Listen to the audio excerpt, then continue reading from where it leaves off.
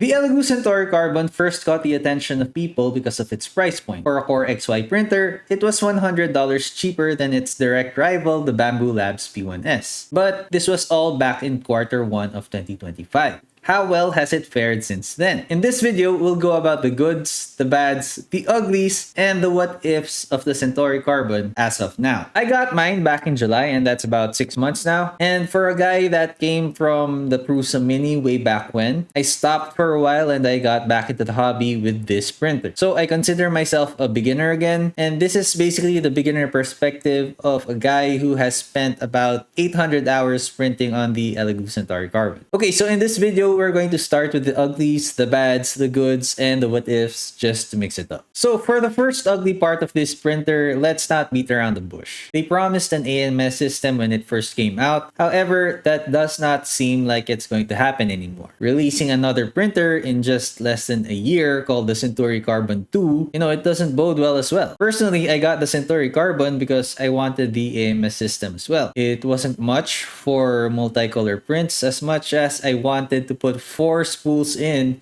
and just let it run until it stops printing or the filament runs out. However, I still did want the multicolored system because I wanted to do some multicolor prints sometimes. That said, I got this printer expecting an AMS system that we probably won't get. Another minus point for this printer is its price when you're not in the US. You see, that's my biggest problem right now. I got this printer for almost $500 converted, and the Bamboo P1S here, it's about $600. So right now, I'm thinking whether I should have gone for the P1S because there's a lot more options available for that, or did I make the right choice by getting the Centauri Carbon? My initial plan was to have fun with this hobby, but build a side business beside it just to, fund the whole thing and keep a cycle going. But now that the Centauri Carbon 2 has come out, I don't know how long the support will be, so that side hustle thing, it might not be feasible anymore. I mean, if a part breaks, how long before I get that part back? Or will I even get the part to begin with? That said, when I got back to the hobby, I didn't know that this kind of thing kind of happens a lot. So I guess that's on me for not researching on my part. So if you haven't noticed, this is the farthest thing from an Elegoo sponsored video. I doubt that they even know I exist. So if you could, please like and please subscribe. It would really help the channel. Now, that does it for the uglies. But how about the bad points? They're not as big as the uglies, but there's still minus points for the print. Of course, the number one thing people complain about this printer is with the noise. Now, I totally get that because it is super noisy. However, for the price point, you can easily bear with it and just put it in the other room or just put it at the other side of your apartment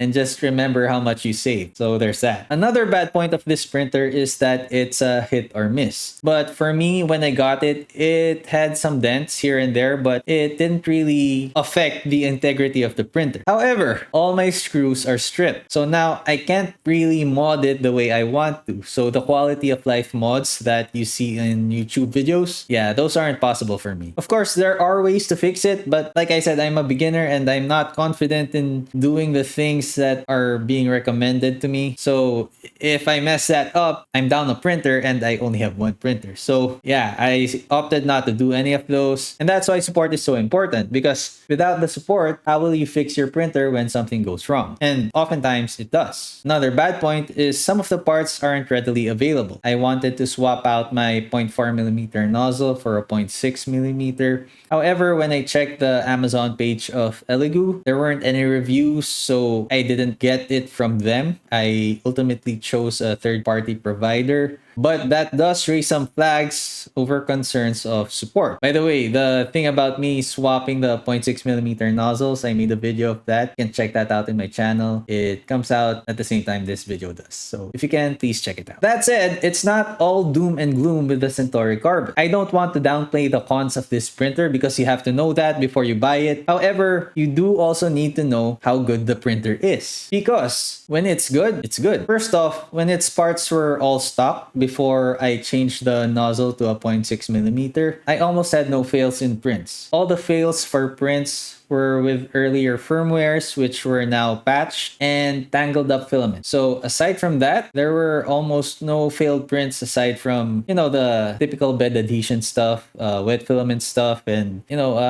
common issues. Now, when I changed the nozzle, that's when a lot of things came out wrong. You can see that in the video in the channel. However, I just wanted to point out that the Centauri Carbon is a tank because it took some punishment when I was trying to change the nozzle, and still it's printing very, very well right now. So I'm very relieved about that part. It took my mistakes and it just ran with it. Now, a lot of people mad about the AMS system not coming will be upset at me with this, but as a single color printer, the Centauri Carbon is a very solid choice. I can't deny that because when it's good, it's good. Like I said, it's hit or miss. Sometimes you get a system and it just works. It wasn't perfect for me, but like I said, the prints are great. Again, this is from a beginner and my only reference point is a Prusa Mini and a Centauri Carbon, so take this all with a grain of salt. Now, for all its pros and cons, these are the what could have been.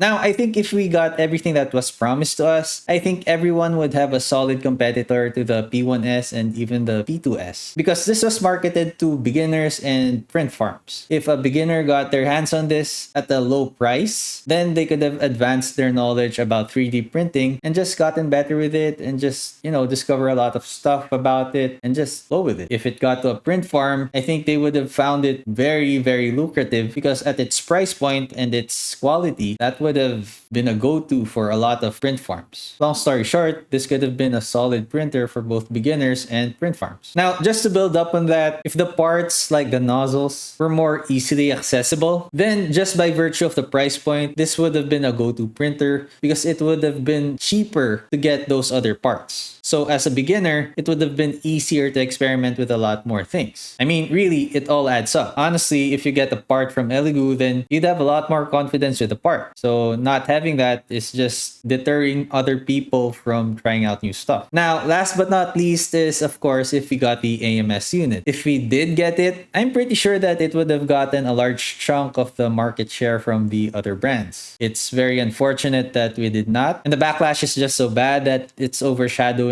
how good the printer actually is as a single color printer. And finally, for the last what if, is that you'll have peace of mind because you'll know that for at least 3 to 5 years, you'd have support for your printer, which actually costs a lot. I mean, other people could have bought gaming PCs or something else, but instead they bought this. And filament isn't cheap, it piles up. So again, for me, this is an investment, but I feel that for others as well, it adds up, So again, all of this, take it with a grain of salt. I'm just a 3D printing beginner. My reference points are, like I said, the Prusa Mini and the Centauri Carbon. If you want more perspectives or experiences from a 3D printing beginner, you can check out the channel. Anyway, thanks for making it this long. Peace.